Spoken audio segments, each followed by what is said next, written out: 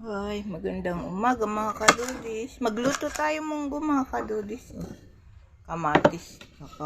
Nakabili ako ng 2 pirasong tokwa. Ayan.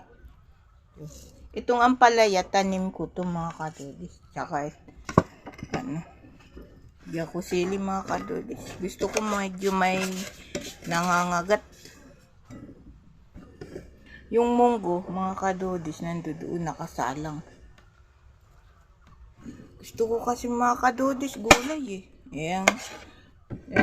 Umanya ako ng talong mga kadudis. Mamayang gabi to natin. Ay bukas pala. Kasi itong munggo na to, maghapon na namin ulam to.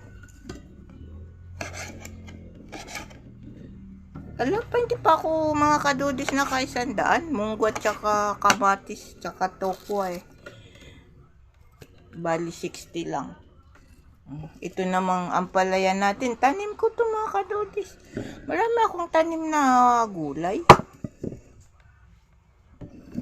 Natin yan. Ang sahog ito, tokwa.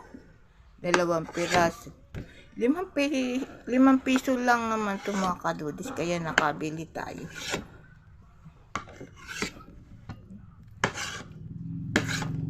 Malambot na yung munggo. Kaya lutuin ko na mga kadudis para tuloy-tuloy na. Total tanghali na mga kadudis eh. Lutuin na natin. Sarap ang ulam natin.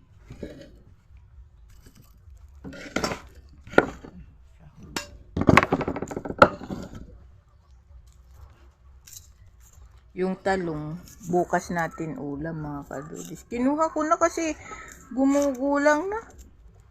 Yun, mga magulang na yun nandun. Gawin na lang natin binhi.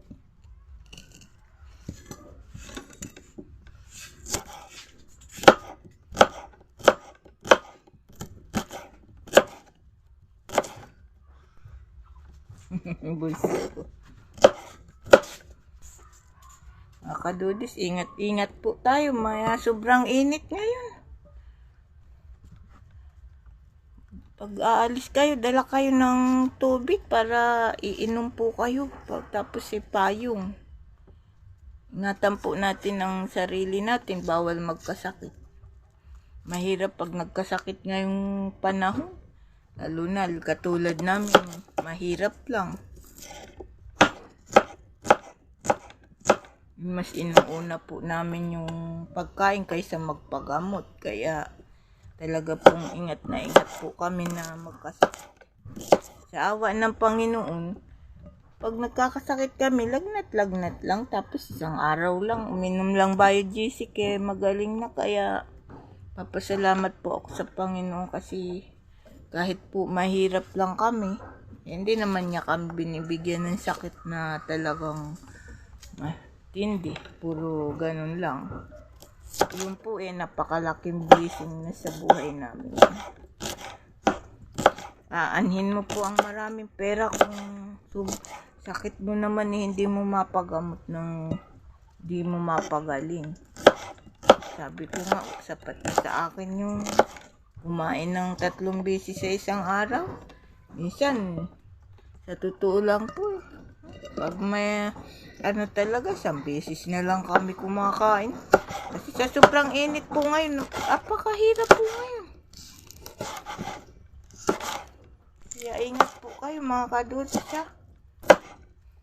Salamat sa mga followers ko, sa mga nagko-comment, like. Maraming salamat po sa inyo. At po, bye-bye po. Ito ulam natin mga kadudis. Masarap. Munggo.